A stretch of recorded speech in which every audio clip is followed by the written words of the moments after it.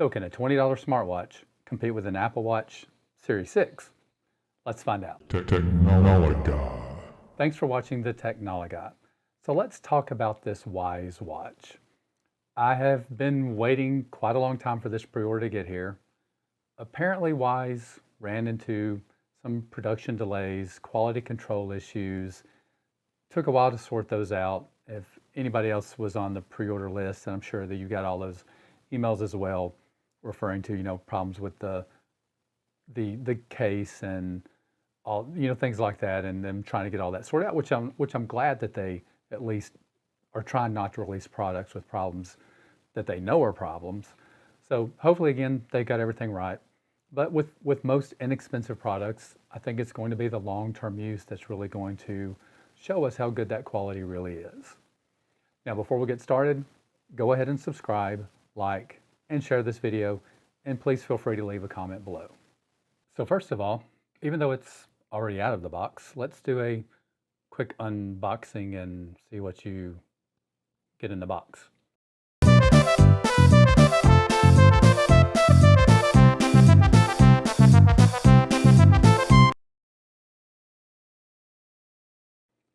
So this is a smartwatch that boasts a small price with hopefully big features. It has an aluminum alloy frame, a 1.75-inch display, heart rate and blood oxygen sensors, fitness tracking, water resistance to 2 meters, and claims to have a 9-day battery life. All for $20. It comes in two sizes, 47 and 44 millimeter. Today I'm going to be showing you the 47 and also show you a few comparisons to the Apple Watch 6 and 44, and this has GPS and cellular. So first impressions, the frame feels pretty solid. I think Wyze really focused on getting this part of the Wyze watch right. It does feel like a quality frame. Everything pretty much about the watch feels quality. There's a single button on the right hand side of the watch that controls access to the menus. The watch strap, well, it is cheap, but it does work. It's very similar to the band that comes with the Wyze band. It does feel better than the bands that come on the $10 Armatron and Casio watches. It's not as soft as the Apple band, but definitely not as hard as you're going to find on most cheap watches. The case is a little bit thicker than I think I'm going to like, but we'll see how it feels over time. And overall, I am pleasantly surprised at the initial quality and how this watch feels for just $20.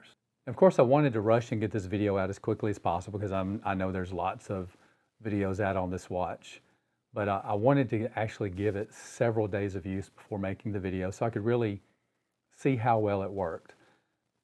Because when I first got the watch and I did a little research and read some forums, read lots of posts from new Wyze watch owners about issues they were having, and so I wanted to give it some time and see what my real experience was going to be like, especially wearing it around the clock and seeing how close to those 9 days that I can get out of it. Now, before we get into talking about if this $20 watch can really compete with a watch that's 25 times its price, let's talk about what most people actually are going to use a watch for and why it's even worth comparing these two watches that are at such extreme differences in price points.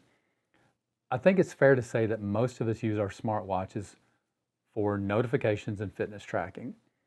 I do use mine to send quick responses to text messages and reject calls that I don't want to take at that time. And that's probably about 95% of the use. And I would imagine that's the same for most people that have a watch. I have the cellular model of the Apple Watch 6, so on occasion I do leave my phone in the car or in the house when I'm running somewhere, running an errand, or like I said, getting out of the car and just running in a store. But it's still rare that I do that. So the cell function is probably something that I could have done without and saved some money on both the watch and the monthly bill.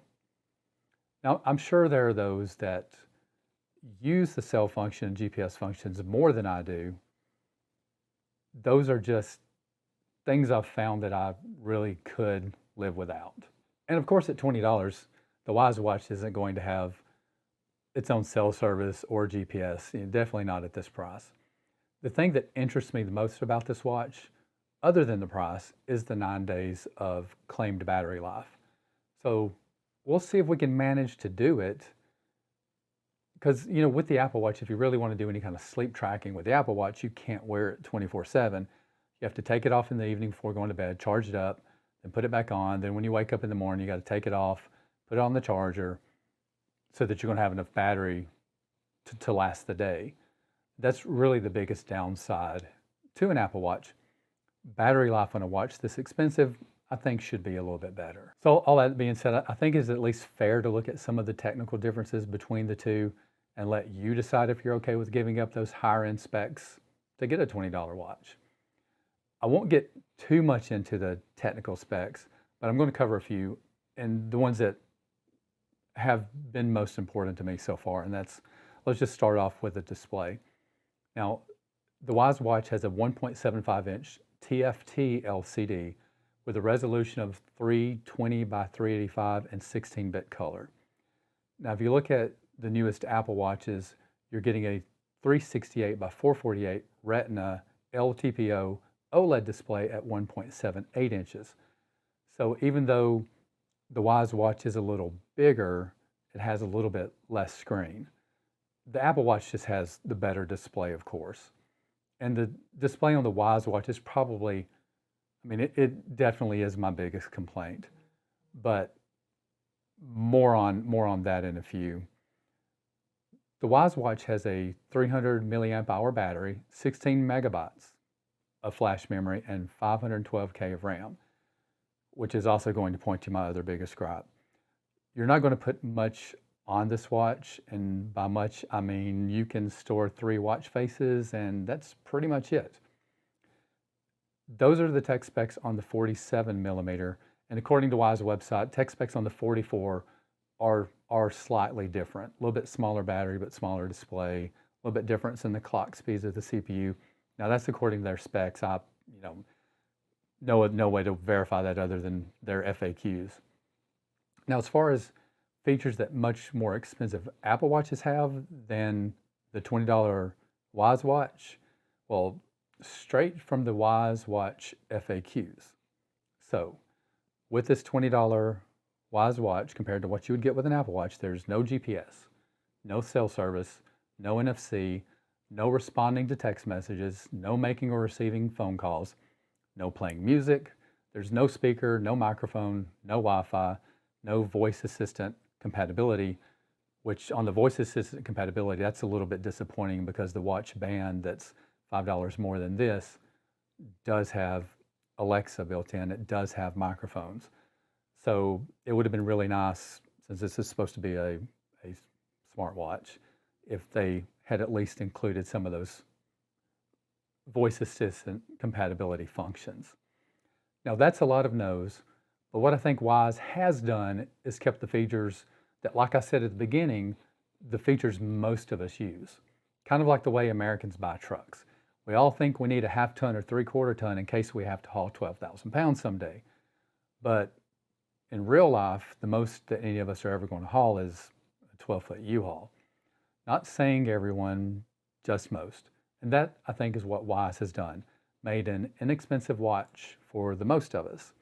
Knowing Apple is still going to sell more of the watch with all the bells and whistles, just like, more people are going to buy an F-150 than are going to buy a Ranger, even though they don't need an F-150. That's the way people are buying these watches too. They're going to sell a whole lot more Apple Watches because everybody's going to want the biggest and best. But again, it's probably more than most of us are going to need. So looking at it from that point of view, this watch should be great if it can deliver all of those necessities for 20 bucks. So let's cover what my gripes are so far with this watch. Now, number one, as I mentioned before, it's the display. In bright sunlight, I do have a little bit of a hard time seeing it. And I have the brightness turned up all the way, which I imagine is going to affect the battery life at least a little bit. But that's what I need to really be able to see it in bright sunlight or outdoors. I mean, I can see it outdoors, and there's just some things about it that I have a hard time seeing. Now, number two, the display again.